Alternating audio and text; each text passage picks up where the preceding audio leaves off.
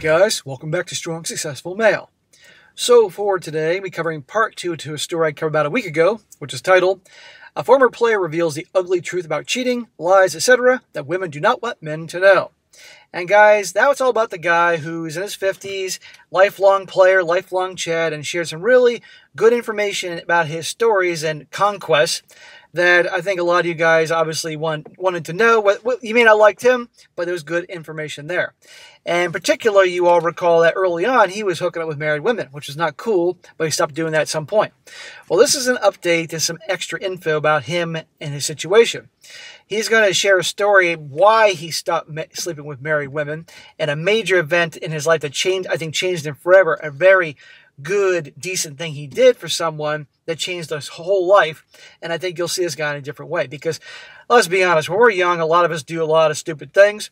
But we also can do things to redeem ourselves on multiple fronts. And you're going to see what really led this guy down his path of being R-pilled, like from the beginning, as well as the good thing he did, really good thing he did for someone. And then, of course, it's going to end with lots of really good pieces of wisdom that he didn't share in the other video to help guys out there that may not have had good advice early on. So it's definitely worth your time to listen to the story. So it starts off, says here, hello SSM.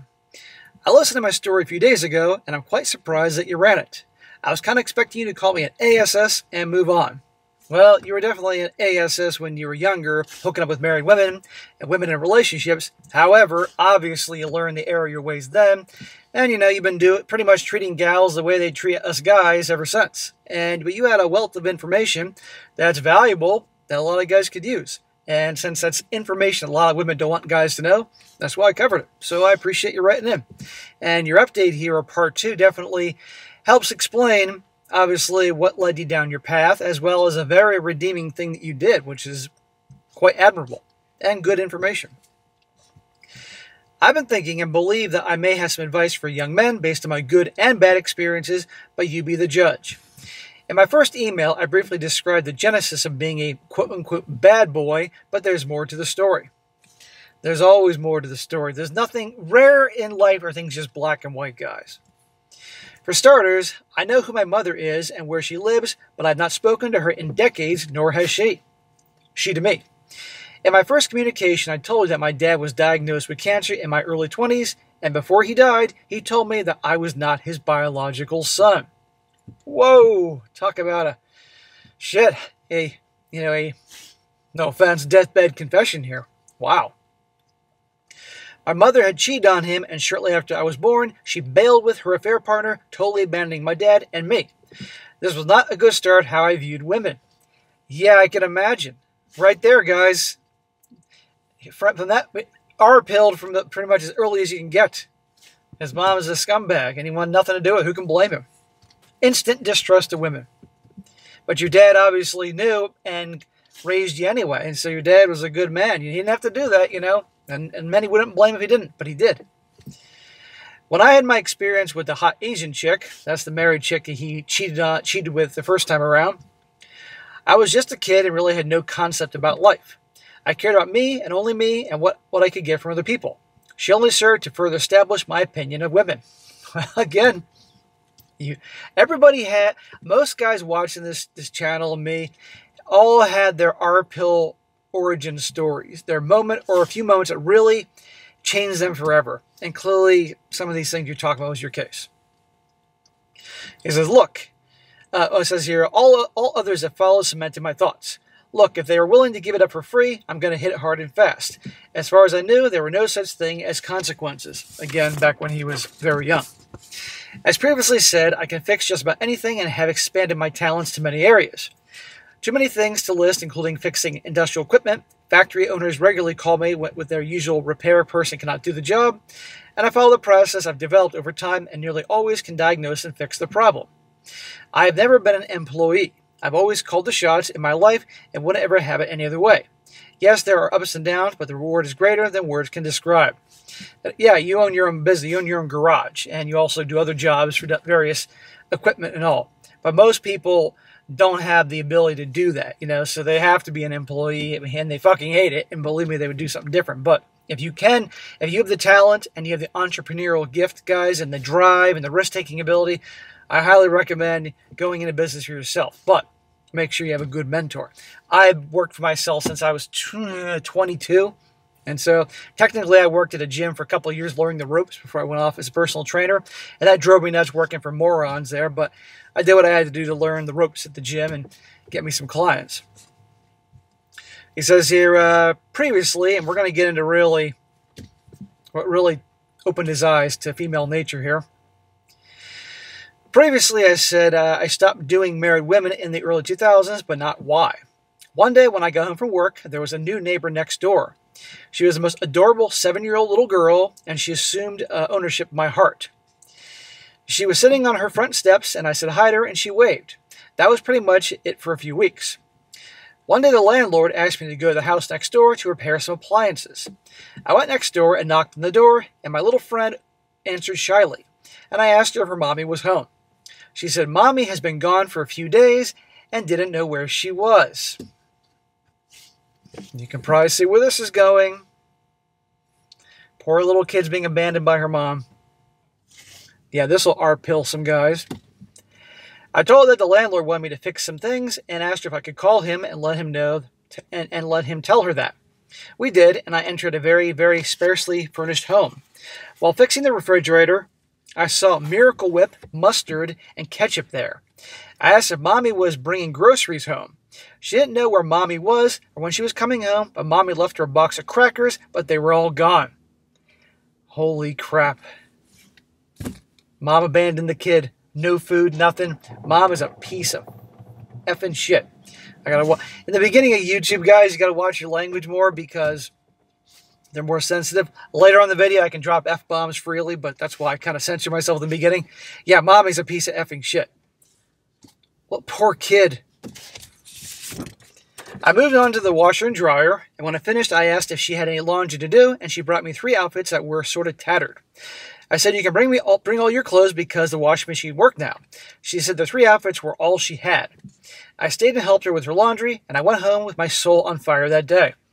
Dude, I know you're young, but that's in a moment of, call the police, child protective service. That kid has no food and no supervision and can get hurt. I mean, I can go on here. What a scumbag, her mother. I went home and my soul was on fire that day. I had bought Boston Market home for dinner, but I couldn't bring myself to touch it. I went next door and asked the little girl if I could bring dinner over tonight, and she said, okay, but only if you stay with me. I did, and that night was wonderful. She was such a sweet little gal and funny. Her eyes opened wide when I brought the Boston Market over, and later she told me she'd never seen anything like that before. Usually she just got Happy Meals or crackers or Miracle Whip sandwiches. Miracle Whip sandwiches. I asked her if she got lunch at school, and she said they just moved there, and she doesn't go to school yet. I asked her when Mommy would be home, and she didn't know. I asked her when did she see her last, and she said maybe 2 days or 3 days. I asked if she knew why, and she didn't know, but she said when Mommy is home, she mostly sleeps. Oh my God. I took her to my house at night and left a note on the door that her daughter was at my house. I had a couple of bedrooms and made one up for her. She smiled so big because she never had a room of her own. I turned out the light and closed the door, but I heard her crying. I went back to see what was wrong, and she was scared being by herself. So I picked her up and went to the couch to the living room and snuggled with her for the rest of the night. Dude, you're a good man for doing that. I mean, any decent person would do that, but also, you know, this kid cannot be in the custody, being in the quote-unquote care of this awful woman. I told her she could stay at my house until Mommy came back, and she could eat anything at the house that she wanted. She didn't want me to leave and understood I had to go to work. Again, but now that kid's in your care, and now you're leaving a kid home. I mean, you see where I'm going? I know this now, but going back to when you're 20s, obviously it's a different ballgame. When I came home, she was gone. I went next door and knocked. This drop-dead gorgeous Latina woman answered the door, and her name was Marisol, and her daughter's name was Michelle. Of course, the single mom here is drop-dead gorgeous. I'd give that chick a piece of my frickin' mind. I explained what had happened the previous day and apologized by not having a way to reach her. Apologize for what? The little girl was in the house watching TV, and she waved at me and smiled. Her mother asked if we could speak on the porch, and I agreed. While sitting on the steps, I clearly noticed the track marks on her arm and understood why Mom would disappear for days. We chatted, and she was from Puerto Rico. She and the little girl came to town to get a new start. The track marks were telling me she just started in a new place. I asked her if she brought groceries home, and she said, yeah, about that. She was flat broke and paying the deposit and the first month's rent and offered to provide certain services in exchange for money. Oh, for God's sakes. I said, I'll make you a deal. You let me take care of Michelle to the grocery store, I'll pick up the tab.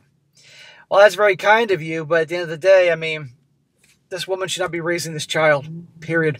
Whatever they're running from, whatever they're escaping from. She has no freaking excuse to disappear for days on it. Obviously, she's involved in some certain practices we won't mention here. So the little girl and I went to the store, and I let her have whatever she wanted within reason. Only a little junk food, the rest healthy, good food. While shopping, she said that Snickers was her favorite candy bar. We filled up 8 grocery bags, and I stuck a Snickers and a Pepsi into the bag. In the car, I pulled them out and gave them to her. The little squeal melted my heart.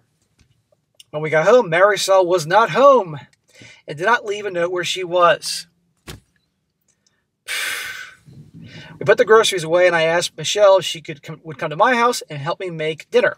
She said yes. We made a meatloaf, mashed potatoes, and corn. We had a wonderful time talking and laughing. Bedtime came, and she asked if we could do the same thing, and I asked if she would like to read a book. She thought I was asking her to read, and she cried a little bit, and she couldn't read. I smiled, hugged her, and read a book about the laws of thermodynamics to her. She fell asleep fast. Well, you're reading something to her. The next time I saw her mom, I, in a very firm way, read her the riot act. You're darn right. Bro, young you should have called the police. She cried and said, yes, I know, I'm a terrible mother. Of course, she is doing the waterworks. They moved from South Florida to escape a life of drugs and other things, only to fall back into it. Of course, she fell back into it. Marisol did improve for a week or so. We all went out to dinner, parks, etc. Michelle asked if I would be her daddy, and I told her that I will never leave her. You're not going to be her daddy. You can be her protector right now, but not her daddy. Can you see where this guy, between his mom abandoning him and cheating on the dad and all this, and this moment becoming R-pilled? And by the way, single moms. I got home from work, and Michelle was on the steps crying. I went to her and held her. She eventually said a mean man came by and took her mommy. We called the police, but they said, oh, another missing drug-addicted W-H-O-R-E. Michelle did not know what that meant. The cops wanted to take Michelle to a foster home that night, and she wailed and didn't want to leave me. Well, I mean, at the end of the day, the girl cannot be with the mother, and the mother probably ain't coming back. And frankly, the foster system probably wouldn't approve of you raising the girl, but she has to be somewhere. Then finally, the cops are involved. She had done this before. I told the cops that she was with me and to save the time and effort to get a social worker out here. The cops were thinking I was a bad thing, I can't mention that, and didn't want to do it. I invited them to my home to inspect anything that they wanted to see. A de-violence call came in, and they said, okay, she's yours, but if you do anything to this little kid, we won't arrest you, but you'll never be seen again. Michelle was with me for a few days, and the police came to inform us that Marisol had OD'd and was at the morgue. Hey, you know what? That's one less piece of shit in this world. Fuck her. Seriously. Because the longer she was with that little girl, she'd rub off on the girl, and everything she did, I don't care her sob story, what she was running from and all that. No, I don't care.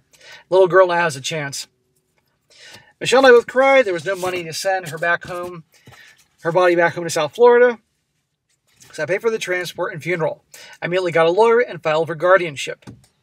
Man, you're doing a lot. So even though you did your scumbaggery things, banging marry women, you obviously changed after this.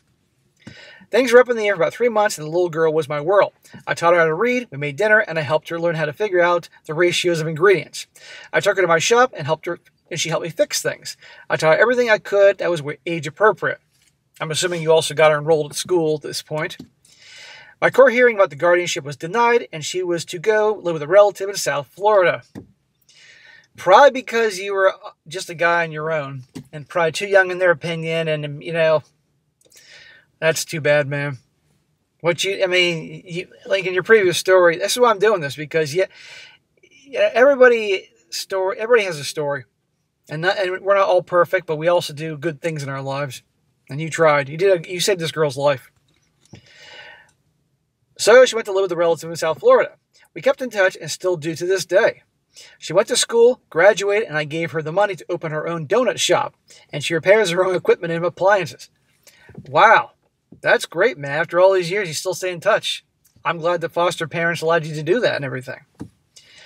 He says, why did I tell you that story? For the first time since my father died, I knew what true love was and the fiery stake that was driven through my heart when she was taken away.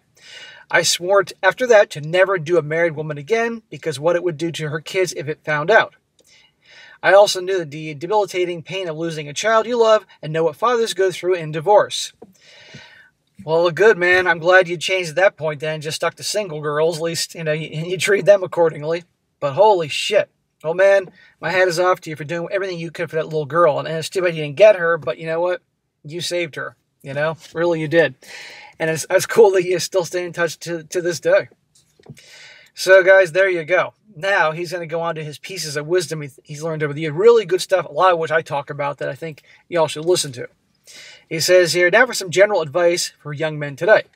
He says, stop pretending to be who you are not. Figure out who you are and be that person.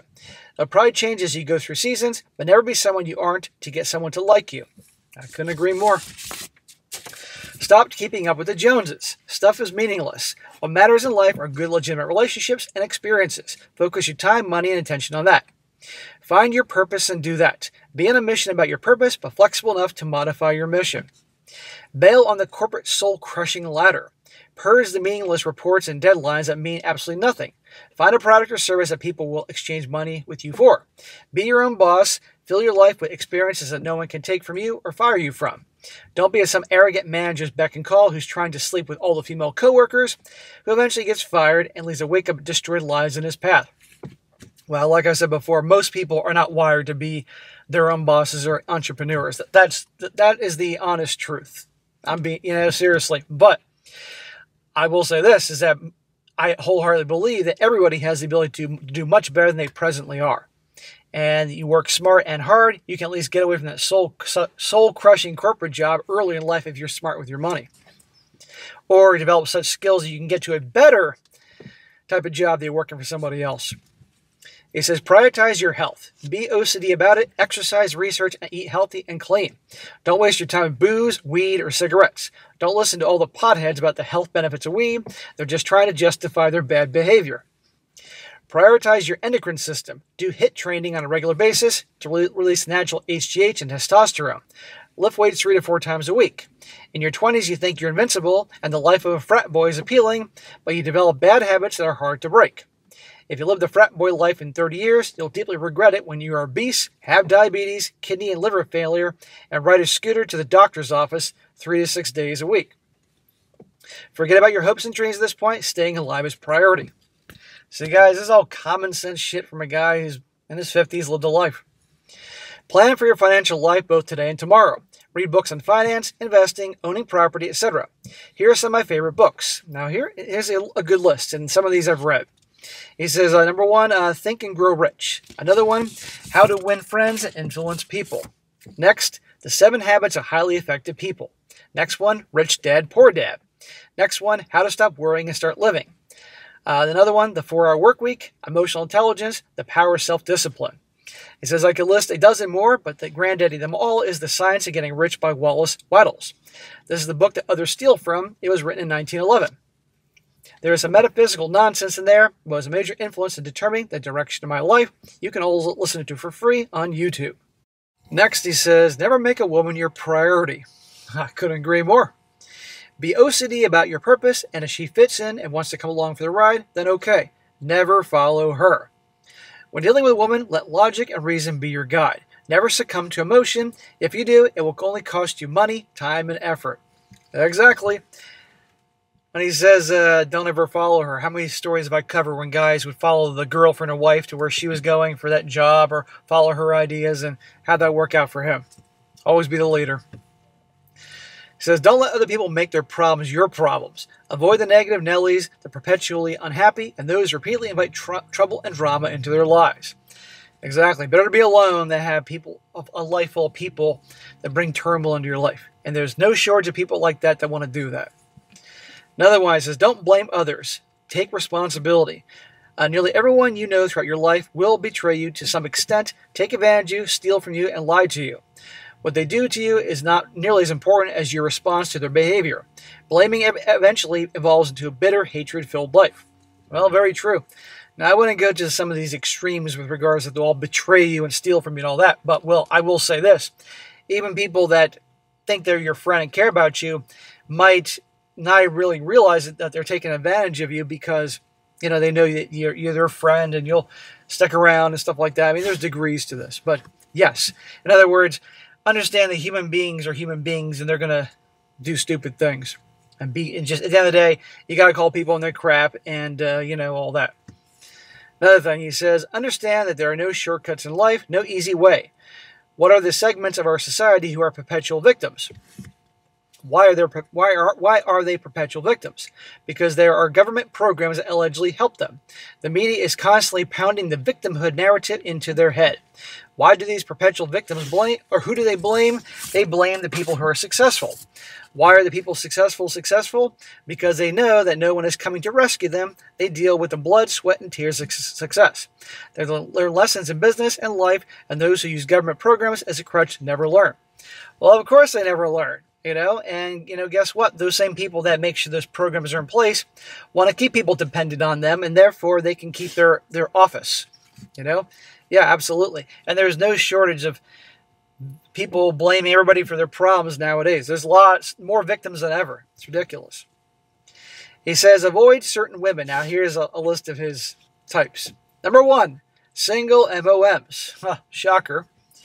You will always come last with them. They are the only nice to you when they want something. They will always choose their child's bad behavior over you. You'll be an ATM. You will have all the responsibility with none of the authority. I'm sure so many of you heard enough stories to back that up. Another one, women with daddy issues. I could write an entire book on this one. Look it up if you have to. Yeah, but if you're a sleazeball, you can take advantage of the girls with the daddy issues, as I know you certainly have, sir. And many guys have, that they're good to play around with and have fun, but not relationship material. Another one, controlling and jealous women. They try to separate you from your friends and family. Yes, they do. Another one, crazy women. Women who are on psychiatric meds. They may be wild in bed, but trust me, you'll eventually deeply regret that. Don't be a virtue signaler helping people or hoping people will think you are a nice guy. We know what happens to nice guys. Yeah, exactly. Nice guys finish last. Another one, don't make marriage a priority in life no matter what anyone says. 80% of divorces are initiated by women, and they can choose to do so anytime for no reason at all. In divorce, women become vicious. They will lie about you and do not need to present evidence. Before tying the knot, research divorce laws in your state. There is no state that is fair to men, but some default to equal custody of the kids. Right there. Yeah, how many stories have you heard, guys, where guys talked about just, they started a divorce and the wife, he just couldn't believe it was her. It became so nasty and vicious and, oh God, the accusations, it's crazy. Another one says, women who are bad with money. You control the finances. Most women spend money impulsively. If you handle the finances, you'll learn her spending habits, but more importantly, when they change abruptly. Yeah, a lot of people spend money and buy things based on emotions. Their emotions are really make the decisions to spend money. And since women are emotion-based creatures, their CPUs are emotion-based, they're more likely to, based on how they feel. Men are more likely to think things over and be more logical with their spending. Don't get me wrong. I've known women that are actually pretty darn good with money, and I've known some guys that are stupid as shit. But by and large, men are far superior and more sensible with money, saving, investing, all that, preparing for the future. Another one, marriage. Marriage is harder than anybody thinks. Men get caught up in life, the kids, the bills, the job, home repairs, and maintenance, and forget to do the things they did to get the girl in the first place. Women are fickle. They cannot comprehend everything that you do. Yep. Another one. Statistics show that the higher the body count, the less she is capable of being monogamous. She leaves a small part of who she is with every man she sleeps with and never gets that back. The studies on pair bonding prove that. Stats also show that the later in life she loses her V card, the fewer partners she has, and the greater is her ability to pair bond. Yep. Learn how to deal with rejection and attend the school of hard knocks. As stated before, almost everyone you know in life will betray you to some extent. It is mandatory that you don't let this consume you. Another one. Life will lay down the gauntlet. How bad do you want to achieve your desires and goals? In other words, life is hard. And you're going to have a lot of roadblocks and things get in your way towards your goals in life, but you got to keep on pushing. Another one, he says, very few women in this world are meant for you, but the secret is stop trying to find them. Be about your purpose, be financially successful in life, and women will be beating down your door, then you can pick and choose. Exactly. You know, I can't think of the saying, but basically it's something to the effect of, you know, guys that chase, I can't think of it, but the point is, guys, focus on your grind, your purpose, just like you said, they'll be coming after you. The guys that spend all their time and energy chasing women, those women are chasing the guys that are successful and have been chasing success and money and all that. I think you know what I'm getting at here. Another one says, happiness is a choice or way of life. It's not an emotion. It is a way of life. No matter what happens, you can choose. Choose happiness. If you choose the emotion route, you'll be on a roller coaster that will make you dizzy and sick. Never, ever, ever, ever, ever, ever, ever cry in front of a woman, or be sad, or talk about your feelings, or show weakness. She'll lose respect for you, and the game is over. Yes. In spite of what the narrative says, that what they're trying to teach boys nowadays, you can cry and talk about your feelings and blah, blah, blah. At the end of the day, it's going to turn them off. They want a stoic rock of a man because they want to be able to cry and be emotional and sad and all that. But if you're doing that, it messes all things up. I've never seen a woman that found a crying, sad, weeping man attractive. You know, and certainly guys have reason to be sad and cry in life. Your dog dies, your cat dies. You know, you're deeply hurt for whatever reason. But save that, you know, for yourself or your buddies or bros. You gotta remain stoic. It sucks. It's bullshit, but it's the fucking truth. Never believe you can cry and act emotional and all that. Otherwise, it ain't gonna end up well. He says, be decisive, make the call. What if I make the wrong decision? What if I make the wrong decision? He says, I promise you, you will learn something. With every wrong decision, you'll learn a little more, and before you know it, you're making a lot fewer bad decisions. Yes, you got to be decisive in life, guys, especially if you are in a relationship, because women are generally indecisive. You got to make a choice. And yeah, if you fuck up, okay, you learn something from it. Treat this life like it's the only one you have, because it is. The average American lifespan is 28,300 days. How many of you have used, and what will you do with what you have left?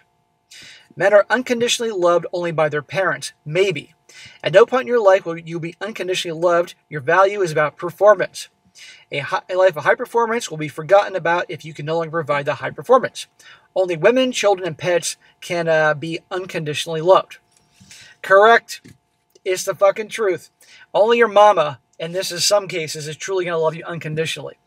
I wouldn't say your dad's going to love you unconditionally, guys, because your dad's a guy and he's going to give you a kick in the ass. A dad might love his daughter unconditionally, but a son, I wouldn't say all the time. But for you guys out there, only your mama. And that's not always the case, but that's your best likely case, is going to love you unconditionally. Because I see a lot of guys are true fuck-ups, and their mama still loved them, would do anything for them. But a girlfriend, a wife, no way. The second you stop providing, or you get the point, I don't care what she says. Another one, he says, stop giving a fuck about most things in life. 40% of what we worry about never happens. 30% of our worries are things we cannot control. 12% are paranoid about health. 10% are petty and meaningless. 8%, of course, are legitimate. But if you have lived your life according to these principles, they are concerns but not worries. Well, yeah, I agree with that.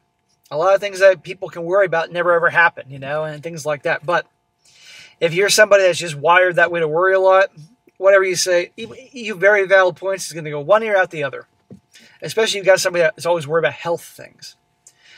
Another one, understand that you are already a champion. Millions of your brothers have had the same goal of fertilizing the egg, and you won. He says, okay, SSM, this turns to be way longer than I expected. I understand if it's too long for your format. If you like parts, feel free to use them. Well, I used it all. Anyhow, bro, that's a good story. I like that you really got into detail what really helped kind of change your ways. Because yeah, you were a sleazeball for a while, banging married women. But you knew it, and I'm glad you owned up to it. You're like, yeah, I was young, and I didn't give a shit, you know? But that experience with that single mom and that little girl, holy crap. Man, you earned your halo for doing it. You're no saint, but you left definitely earned a halo for that. You know, you may end up in purgatory for a while, but eventually you'll go straight up for what you did for that little girl. And that's cool that to this day you're still in touch with her. You saved her life. Really, you did. That's awesome. But anyhow, bro, great pieces of advice and wisdom. You're in your 50s. You've been around the block. You learn a lot of shit. A lot of guys that watched your video before may not have liked you, but there was very important things to learn. I think you're a cool guy. You were no saint, but I get it was when you were young. We all did stupid shit when we were young that we regret. I could list a lot of stupid shit I did but I regret, you know, and I think I'm a better man. I've learned for it. So anyhow, bro, of course I covered your story. So I'm glad you're doing well, and I give that little girl who's now a young woman a big hug. And, you know, I really do wish you the best, and I appreciate you writing in good information here. All right, guys, that's it for today. Be sure to comment down below. Let me know what you think about this. And, guys, you got a story to share, send it my way, strongsuccessfulmale@gmail.com. And if it's a good one, I'll definitely cover it. And be sure to like the video, share with your friends, and subscribe. I'll catch you next time.